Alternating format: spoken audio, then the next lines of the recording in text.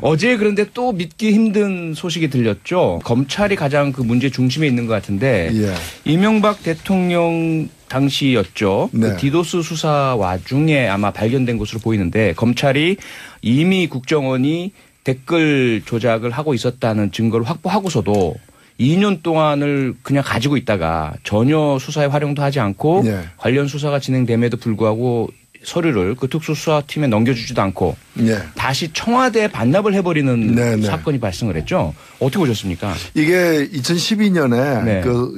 지금은 잊혀지고 있지만은 이제 디도스 사건이라 해가지고 특검이 당시에 그렇습니다. 국회에서 의결해서 특검이 조사를 했는데 특검이 당시 청와대 행정관 한 사람을 조사하는 과정에서 문건이 한 700개가 나왔는데 그 700개가 디도스하고는 직접 상관없지만 네. 국정원과 경찰 등이 이 정치인들을 불법적으로 사찰하고 뭐 이런 그다음에 이제 SNS 장악하기 위해서 댓글을 달고 하던 그런 정황이 담겨 있는 문서 700건을 갖다가 그 발견을 했어요. 압수를 했어요. 압수했는데 특검으로서는 디도스 사건을 수사하는 특검이니까 네. 이것까지 수사하기는 어려웠고 또 거의 수사 기간이 마감이 되어 가던 상황이었기 때문에 네.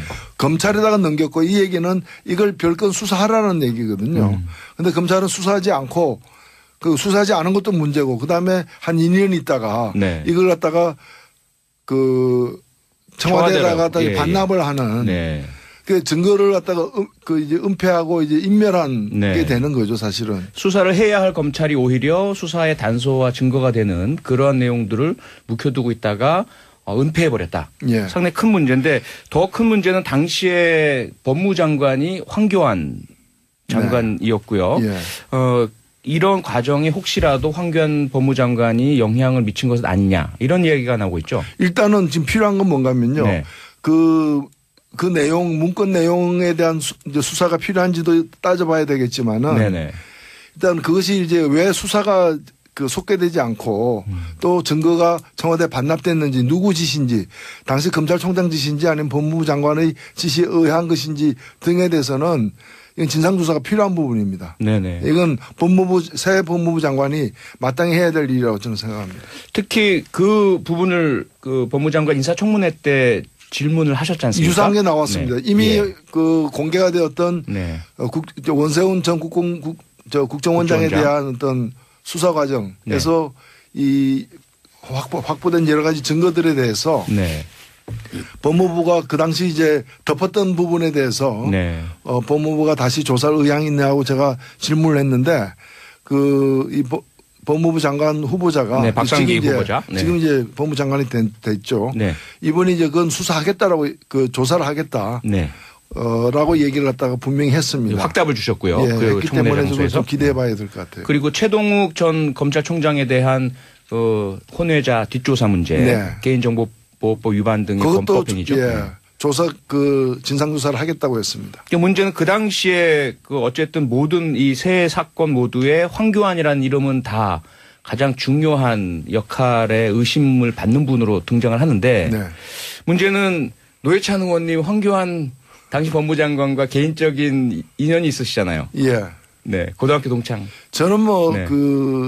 그래서 저 사적인 관계보다도 공적으로 예. 이 문제에 대해서 본인이 좀 책임 있는 이 발언이 필요하다고 봅니다. 왜냐면은 저는 그 가치관과 철학은 서로 다르지만은 예. 진실의 편에 설 수 있는 사람이라고 생각하거든요. 네. 예, 그래서 누가요? 황교안. 예. 말씀하시죠. 설 수 있는 사람이기 때문에 네. 저는 이 문제에 대해서 당시에 어떤 정치적인 어떤 그런 고려 내지 정치적인 어떤 하명 때문에 이렇게 했다거나 저렇게 했다거나 하는 진실을 갖다가 밝힐 의무가 황교안 전 법무부 장관에게 있다고 생각합니다. 근데 지금까지 제가 표창원 의원님하고 노회찬 의원님하고 지금 진행을 쭉 하도록 내버려두는데 재미가 없어요. 재미가 되지 않겠습니까? 예, 너무 좀 공식적이었죠. 결국은 제가 우리 표창원 의원님하고 노회찬 의원님 말씀을 들으니까 검찰개혁이라는 파도가 다시 나올 수밖에 없지 않습니까? 결국은 권력이 검찰을 얼마나 자율성 있게 놔두느냐 이 문제인데 그렇습니다. 지금 문재인 정권 다시 들어와서 지금 검찰총장을 임명하는 데 있어서 검찰 추천위원회 인사들 보면 문재인 대통령의 뜻과 거의 같이 하는 분들이 지금 외부 인사들로 꾸려져 있고 네. 이런 것들을 보면 과연 문재인 정부가 사실상 검찰총장을 임명하기 전에 법무장관을 임명하기 전에 중앙지검장이라든지 차장검사들 임명해 나가는 그러니까 절차적인 정당성 부분 하나 하고 네.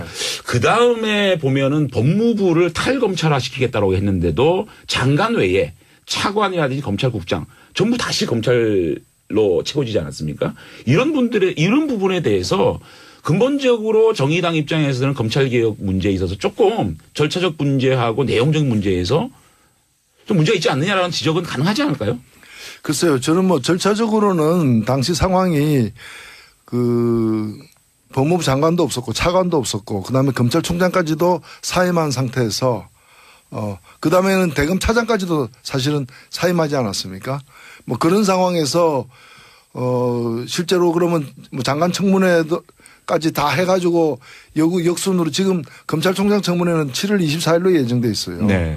그럼 그 장관 검찰총장까지 다 임명하고 다 그 하위직 검사를 갖다가 임명해 나가는 건 현실적으로 어려웠다고 저는 현실적 어려움 때문에 예. 그런 건 이해할 수 있다. 예, 그건 뭐 저는 감안해야 된다고 봅니다. 어쩔 수 없는 시간적 제약이 있었죠. 그리고 네. 사실 지금까지 평가는 검찰이 맡아왔고 검찰이 당분간 맡을 수밖에 없는 자리에 대한 임명 지금 검찰의 고위직 간부라거나 네. 심지어는 검찰총장 후보까지도 이 임명은 그렇게 편파적인 인사는 아니에요. 왜냐하면 현 정부하고 좀 대척점에 있는 쪽에서 보더라도 수긍이 갈 만한 인사. 네. 오히려 그래서 저희들 같은 경우에는 더 좀 새로운 사람 없나. 더 혁신적인. 예를 들면 네. 경제검찰이라고 볼 수 있는 공정거래위원장의 김상조 네. 교수를 임명했던 것과 같은 그런 정도의 어떤 의미로서 검찰총장 임명한 게 아니라고 보는 거예요. 네. 네. 사실은. 그래서 예를 들자면 이제 박영수 특검 같은 분을 검찰총장 네. 후보자로 내정했다면 상당히 그런 김상조 효과 같은 것들을 기대할 수 있을 것 같아요. 아니, 그래서 저는 사실은 이제 검찰 인사는 잘 된 것 같아요. 이 문무일, 윤석열, 윤대진 라인이 네. 앞으로 조국 민정수석이라든지 네. 공직부패비서관이라든지 이런 쪽하고 얼마나 권력으로부터 검찰을 지킬 수 있느냐. 이게 중요하다고 보는데 현재의 검찰총장 라인은 저는 뭐 동의를 하고요. 어쨌든 네. 절차적인 문제에 대해서는 좀 짚고 넘어가야 될 부분이 아닌가 아쉬움이 있다는 말씀을 드리고요. 네. 자, 이제 정치 이슈로 돌아가 볼까요? 네, 잠깐 근데 우리 황교안 전 법무장관 조금만 더 짚어야 될 것 같아서 왜냐하면 네. 국민 여러분께서 참 인상적으로 본 게 국회 대정부 질문 때 네. 황교안 당시 총리를 대상으로 노회찬 의원께서 상당히 날카롭게 공격적으로 질문을 하셨잖아요. 그런데 그 이면에 두 분이 고등학교 동창이기도 하시고 그리고 정가에 떠도는 이야기 중에는 황교안 전 총리에게 세 가지 컴플렉스가 있다. 하나는 이제 경기고라는 대한민국 그 당시 최고 명문이었는데 대학 진학에 있어서 최고인 서울대학이 아닌 뭐 이런 이야기가 돌았고요. 제 이야기는 아닙니다. 그다음에 두 번째가 노회찬 콤플렉스다. 같은 친구였는데 노회찬 의원은 너무나 이제 참 말씀도 잘하시고 국민의 사랑도 받으시고 큰 정치인이신데 본인은 늘 그 과정에서 조금의 열등 의식을 갖고 있지 않느냐 이런 이야기가 전개에 많이 돌거든요. 그거는 네. 조금 아닌 것 같아요. 황교안 들어보셨어요? 저는 못 들어봤는데 황교안 총리도 예. 굉장히 스마트하신 분이고 사실은 산부요인까지 올라간 부분에 있어서는 네. 본인의 끊임없는 노력이 있었습니다. 그건 당연하죠. 그건 당연하죠. 근데 노회찬 의원님께서는 어떠세요? 황교안 총리를. 예, 네. 뭐 저하고 바라보는 방향과 걸어온 길이 다른 건 사실입니다. 네. 차이가 많이 나는데 공통점이 있다면 둘 다 일종의 좀 소신행이라고 볼 수 있고요. 그렇습니다. 예, 저는 뭐 저대로 소신을 갖다가 이제 뭐 감옥 가는 것도 두려워하지 않고 지켜왔다면은 네. 이 사람대로 이제 민주화가 되어가지고 국가보안법이나 이런 게 이제 개폐 논의가 17대 국회 참여정부 당시에 뭐 그 당시 한나라당 내에서도 개정이 불가피하다. 네. 그리고 이제 야당에서는 폐지하자 뭐 이런 얘기까지 나오고 그랬죠. 있는 네. 그런 상황에서 보안법을 글자 하나 고치면 안 된다라는 원한 고수. 네. 쉽지 않은 일이거든요. 네, 그런 어떤 나름대로 이제 소신이 있는데 다만 두 사람의 소신의 방향이 이제 180도 달랐기 때문에 네. 뭐 저희들로서는 이제 좀 불운한 관계를 유지해 온 거죠. 뭐. 혹시요. 그럼 개인적으로 공식적으로 이렇게 서로 대척점에 서 계신 것 말고 네.